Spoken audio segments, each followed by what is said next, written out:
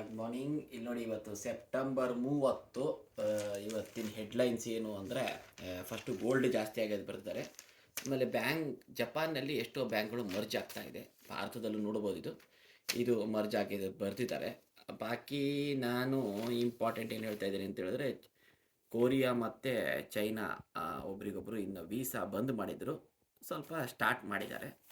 ಆದರೆ ಮತ್ತೆ ಜಪಾನ್ ಇಲ್ಲಿನ LDP ಜಿಮಿಂಟೋ ಅವರ ಪ್ರೆಸಿಡೆಂಟ್ ರೇಸಲ್ಲಿದೆ.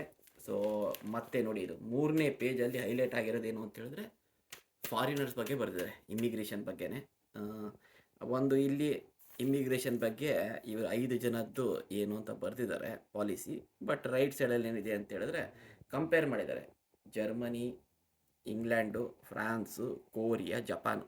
ಇವನ್ನೆಲ್ಲ ಕಂಪೇರ್ ಮಾಡಿದ್ರೂ ಜಪಾನಿನ 5% ಇಲ್ಲ ಈಗ ಆ್ಯಕ್ಚುಲಿ ಇಮಿಗ್ರೇಷನ್ ಫಾರಿನರ್ಸು. ಒಂದು 37 ಲಕ್ಷ ಜನ ಇದ್ದಾರೆ.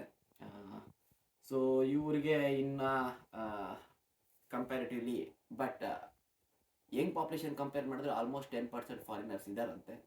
ಸೊ ಇನ್ನು ಏನಾಗತ್ತೆ, ಈ 5 ಜನದಲ್ಲಿ ಯಾರು ಸೆಲೆಕ್ಟ್ ಆಗ್ತಾರೆ, 4ನೇ ತಾರೀಕು ಡಿಕ್ಲೇರ್ ಆಗತ್ತೆ. ಬರ್ತಾ ಬರ್ತಾ ಸ್ವಲ್ಪ ನಾವು ಫಾರಿನರ್ಸ್ ಆಗಿ ಜಪಾನ್ನಲ್ಲಿ ಇದನ್ನು ಅಬ್ಸರ್ವ್ ಮಾಡೋದು ಒಳ್ಳೆಯದು. Thank you.